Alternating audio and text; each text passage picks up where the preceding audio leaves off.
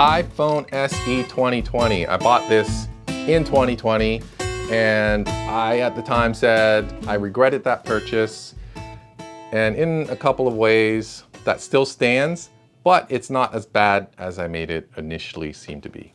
So let's get into it. So let's start off. I have a list. So this phone is actually a good phone, but it is not the right phone for me. Let's start off with why it's a good phone. The first is that it is a small phone. Look at that. It's definitely easy to carry around when you're doing things like jogging or going for a bike ride. You can just stuff it in a pocket somewhere and it's not terribly, it's not intrusive.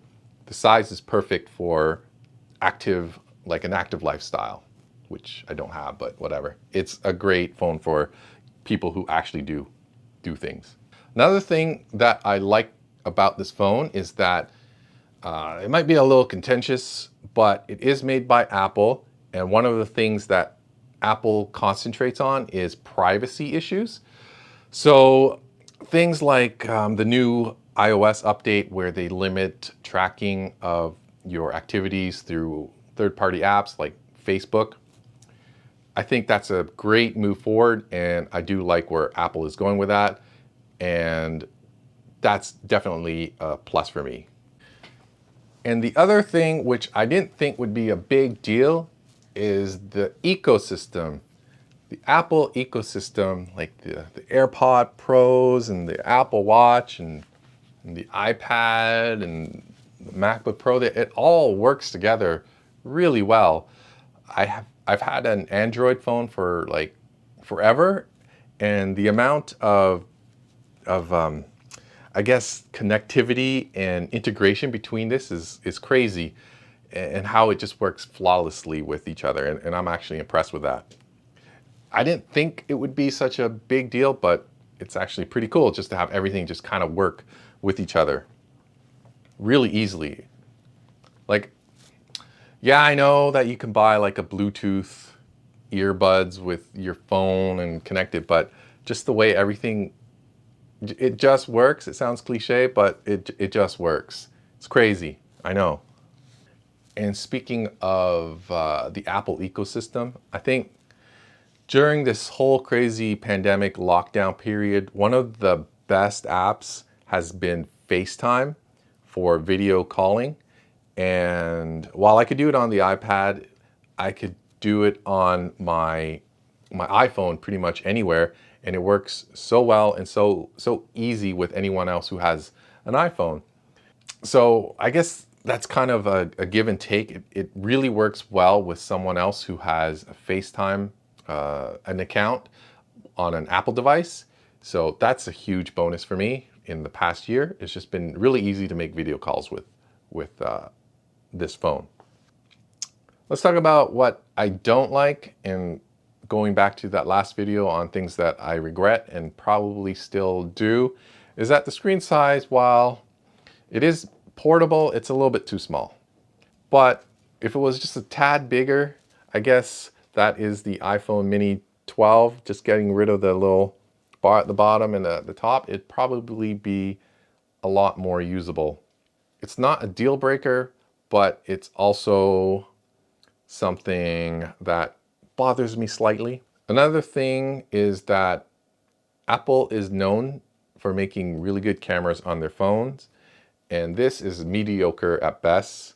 The shots on here are okay, and they're definitely not up to anywhere near as good as their flagship phones. So that's one thing that you have to consider if you do like taking snaps on your phone a lot or pictures on your phone a lot. It's not the best tool for that. Another thing that's kind of an issue, but not really an issue because I don't really go out much these days, is the battery life.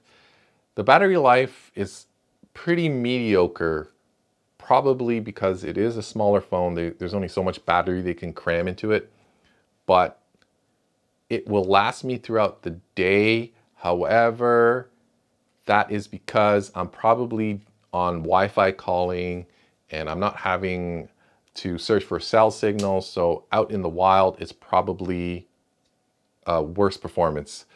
Let's talk about what I guess it's a kind of a plus or minus to it is that it has a bezel. Like I knew coming into it that there would be a bezel. So that's sort of a negative, but not really because I knew what I was getting into. If you're into phones that don't have bezels, definitely don't get this phone because there's a bezel. The other thing that kind of is a little bit annoying about this phone is the fingerprint sensor is not as accurate as, let's say, my OnePlus 6T. Sometimes I will push it a couple of times and it doesn't register my finger, and I end up having to push in the PIN code. Anytime there's just a little bit of dirt or just a little bit of a smudge there, or even if your fingers are slightly wet from washing your hands, which you should be doing a lot these days, the fingerprint sensor won't work. So the fingerprint sensor is touch and go in that case. To sum it up, the phone, while it's not probably my ideal phone, it's not as bad as I made it seem to be. The only regret is that I wish I waited a few more months and got the iPhone 12 mini, because I think just that extra bit of screen real estate would have been enough for me. And I can't really complain because I mainly bought this just to have like a smaller phone that I can take out on bike rides and things of that nature. And it's done really well in those situations. So for what it is, it's a great phone. But if I was to do it again, I'd probably wait until the iPhone 12 mini came out, because it's this phone, but better. Also calling, who makes phone calls? I don't actually do any voice phone calls, so can't really tell you how that performs. It works. Thank you for watching, and maybe you can watch my other videos. They could be informational to you if you need anything else. Anyways, I'm gonna stop talking.